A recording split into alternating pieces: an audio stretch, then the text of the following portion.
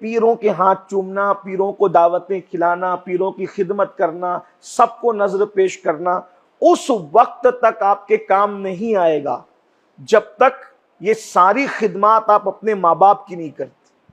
आपके लिए सबसे बड़ा पीर आपके माँ बाप हैं।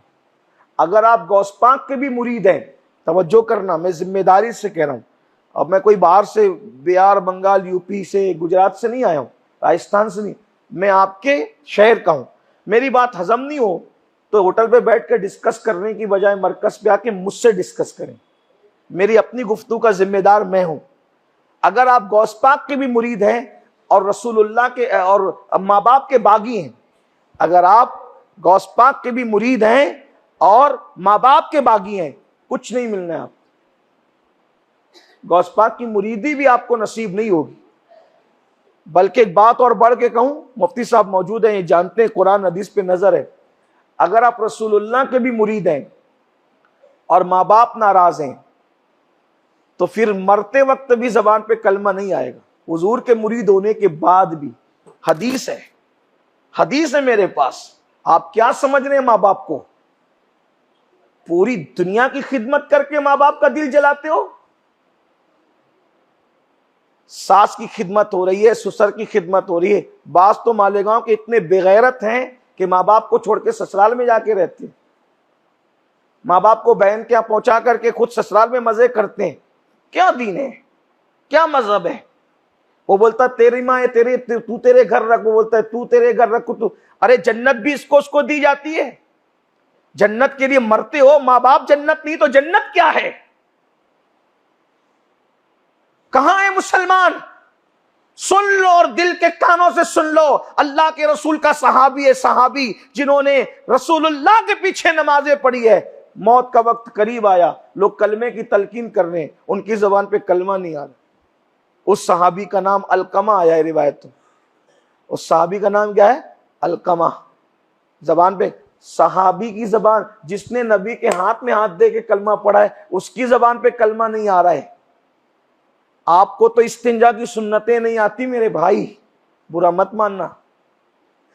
5 कलमे भी आपको नहीं याद है, आपकी 2 रकात जुमा भी सही नहीं है। वो सहाबी थे, सहाबी। उन्होंने मुफ्ती आबिद के पीछे नमाज नहीं बल्कि सैयदुल आबिदीन के पीछे नमाज पढ़ी थी। वो अमीनुल कादरी के मुरीद नहीं थे, वो गौस पाक के भी पीरों के पीर के मुरीद थे। लेकिन जबान पे कलेमा नहीं आ रहा है, कलेमा जबान पे नहीं आ रहा है। किसके? सहाबी के। पूछो जाके अहले इल्म से, नबियों के बाद सबसे बुलंद मर्तबा अगर किसी का है तो वो सहाबा का है। उन्होंने वो इबादत की है, वो इबादत में कोई कर सकता है, अब न किसी से हो सकती है।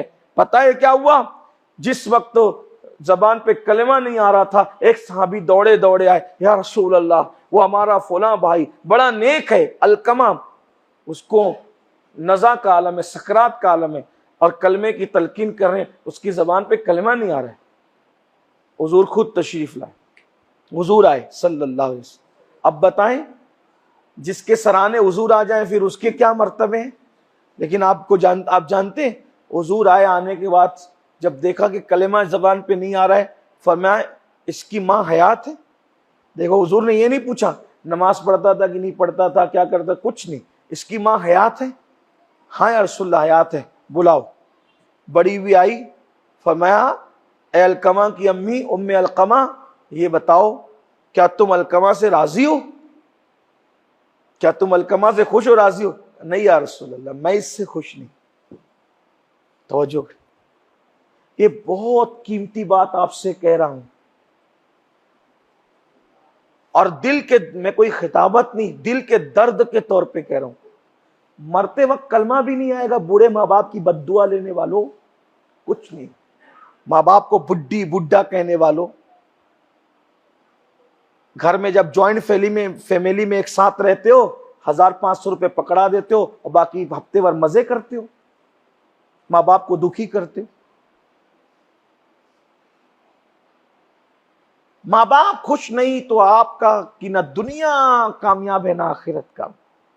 आप भूल जाए मैं तकरीर कर रहा हूं, मैं कोई तकरीर, आप मेरे, मैं आपका हूं, हम एक फैमिली के मेंबर है, मेरे दिल का दर्द है और मैं मालेगांव की तहजीब को जानता हूं।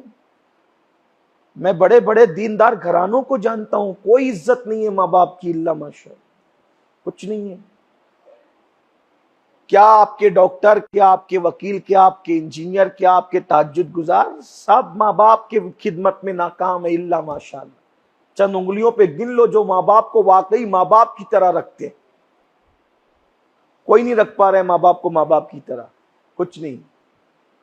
माँ बाप घर में भीगी बिल्ली की तरह, डरे हुए इंसान की तरह रहते हैं। छोटे छोटे बच्चों को तो अपनी राय रखने का हक है, माँ बाप को हक नहीं है।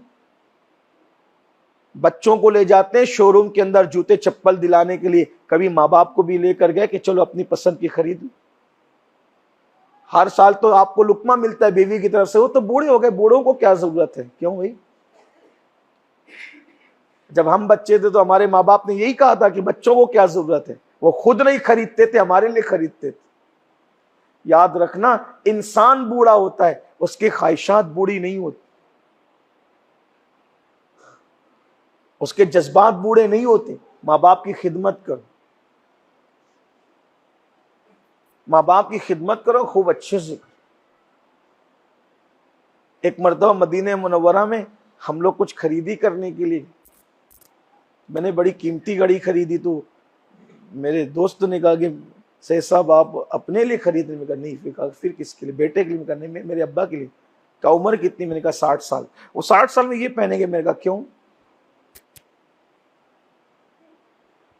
उन्होंने मुझे मेरे बचपने में अच्छा पहनाया, तो उनका हक है कि उनके बुढ़ापे में अच्छा पहनूं। आपसे भी कहता हूं, अपने माँ बाप को ये तसव्वुर खत्म कर दो कि वो बूढ़े हो गए, उनकी जवानी वापस लाना तुम्हारा काम। उन्हें लिबास कीमती दो, उन्हें घड़ी कीमती दो, उन्हें जूते चप्पल कीमती दो। और एक बात आपसे कहूं, तुम अपने माँ बाप के बेहतरीन दोस्तों बन जाओ। उन्हें एहसास नहीं होना चाहिए कि वो बूढ़े हो गए, उनकी जवानी लौट आनी चाहिए। फिर देखो अल्लाह तुम्हें कैसे नवाजता है। इनकी दुआएं चोरों को वली बनाती है और इनकी बद्दुआएं वलियों से सुअर भी चरवाती। आप कहां हो? वलियों को माँ बाप की बद्दुआ मिली, विलायत छिन गई, सुअर चराने पड़े। आप कहां हो? अल्लाह के बंदो, हक जानो अपने माँ बाप का। फिर कह रहा हूं, सिर्फ पालो मत, उनको एक मुर्शिद की तरह रखो और दुनिया के सबसे बड़े मुर्शिद की तरह रखो। घर से निकलो तो उनके कदम चूम के निकलो, हाथ चूम के निकलो। एक माँ का दिल, सीना कितना बड़ा हो जाता है जब उसका बेटा उसके हाथ पैर चूमता है। एक बाप का सीना कितना फूल जाता है। यार हम लोग के हाथ चूमने के लिए तुम लोग दौड़ते भागते हो, उलमा मशाइख की अच्छी बात है, मैं मना नहीं। फिर कह रहा हूं, लोग मेरी बात का कभी कभी गलत मत, इन्होंने मना कहा, मना क्यों करो? हमारे यहाँ हाथ पैर चूमने के लिए हदीसें हैं। इमाम हसन बसरी के एक बादशाह ने हाथ चूम लिए थे, अल्लाह उसी के सदके में अल्लाह ने उसको जन्नत दे दी। मना नहीं कर रहा हूं, लेकिन आपसे कह रहा हूं, पहले माँ बाप है, फिर बाद में सब। उन्हें खुश करो, उन्हें राजी करो। बहरहाल बात दूर निकल गई, तो बात खत्म करते हैं। क्या अर्ज कर रहा था कि अल्लाह के रसूल अलैहि सलाम ने पूछा, ये अलकमा की जबान पे जो कलेमा नहीं आ रहा है, तो क्या इसकी माँ हयात है, जिंदा है? हाँ हाँ हयात। जब उनकी माँ आई तो पूछा, तुम इससे खुश हो? नहीं रसूल, मैं इससे खुश नहीं, इससे राजी, नाराज हूं, इससे मुझे तकलीफ हुई है इसकी जात से। तो क्या तकलीफ हुई है? हुजूर, जब मैं कोई मशवरा देती थी और मेरे अगेंस्ट में, मेरे मुखालिफत में इसकी बीवी कोई मशवरा देती थी, तो ये मेरा मशवरा रद्द करके अपनी बीवी का कबूल कर लेते थे, तो मुझे दिल दुखता था। अब जाहिर सी बात है, बुढ़ी अम्मा का मशवरा इस काबिल नहीं रहता होगा, फायदे वाला नहीं रहता होगा। जवान बीवी के हालात पर, वक्त पर नजर रहती होगी। वो दिल दुखाया नहीं उन्होंने, ये याद रखना। नबी के सहाबा बिगड़े हुए गुनहगार नहीं थे, नबी ने उन्हें दिल दुखाया नहीं। देखो, दिल दुखाना अलग बात है और दिल का दुख जाना अलग बात। भाई मैं करना नहीं चाहता था, मैं लेट होना नहीं चाहता था, हो गया तो क्या करूं, ऐसे ही है ना। तो उन्होंने दिल दुखाया नहीं। जो दिल दुखाते हैं वो तो बहुत खतरनाक है। उन्हें दिल दुख गया, तो जब दिल दुख गया अनजाने में मां का, तो सहाबी की जुबान पे कलमा नहीं आ रहा है। तो जो दिल दुखा रहे, जो दिल दुखा रहे, सोचो तो, जब माँ बाप दवा के लिए तलब करते तो बोलते क्या सब तुम पे खर्च कर दे, अपने बच्चों के लिए ना रखे? मैं कहता हूं लगा दो दाव पे, मत रखो बच्चों के लिए कुछ। इंशाअल्लाह इनकी दुआ, एक लम्हे की दुआ मिल जाएगी, अल्लाह तुम्हारी नस्लों तक तुम्हें करोड़पति कर दे। मैं कोई वल्लाह तुम्हें कोई सुर्ख बाग नहीं दिखा रहा हूं, कोई फेक फाक नहीं कर रहा हूं। अल्लाह के रसूल अलैहिस्सलातु व तस्लीम फरमाते हैं, माँ बाप के जुमले इधर पूरे भी नहीं होते और उधर अल्लाह उनकी दुआ को कबूल कर ले। माँ बाप की दुआ को नबी की दुआ का दर्जा दिया, फरमाया दुआ वालिदिही ले वलदी का दुआई लकुम, कि तुम्हारे बाप की दुआ तुम्हारे हक में ऐसी है जैसे मुझ मोहम्मद की दुआ उम्मत के हक में। हुजूर की दुआ जैसे उम्मत के हक में रद्द नहीं होती, वैसे माँ बाप की दुआ औलाद के हक में रद्द नहीं होती। उसका असर चाहे कभी और नजर आए, जैसे मेहंदी लगती है, तवज्जो आपकी, मेहंदी लगती है, जैसे ही मेहंदी लगती है तो क्या फौरन रंग चढ़ता है?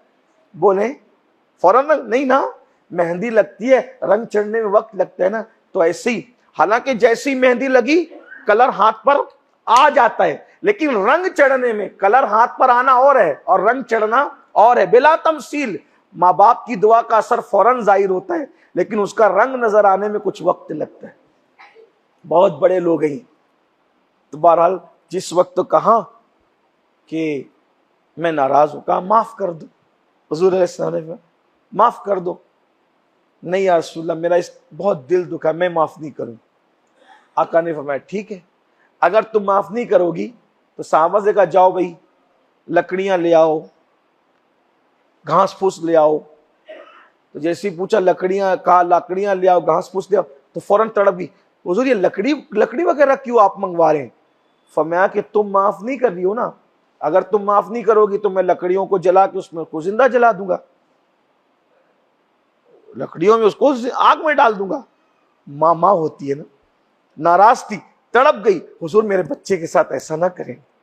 हुजूर उसके साथ फरमाया बूढ़ी अम्मा, जब तू अपने बेटे को दुनिया की आग में जलता देखना गवारा नहीं करती तो जहन्नम की आग में देखना कैसे गवारा करेगी? अगर तू माफ नहीं करेगी तो वो जहन्नम में जलेगा, इसलिए माफ कर दे। कहा हुजूर अगर ऐसी बात है मैंने माफ किया। इधर कहा मैंने माफ किया, एक सहाबी दौड़े दौड़े या रसूलल्लाह मुबारक हो, अलकमा की जबान पे कलमा जारी हो गया। देख रहे हैं, ये है माँ बाप की नाराजगी का। सहाबी की जबान पर, जिसने नबी के हाथ पे कलमा पड़ा था, मौत के वक्त कलमा नहीं आ रहा था, वजह एक, माँ नाराज।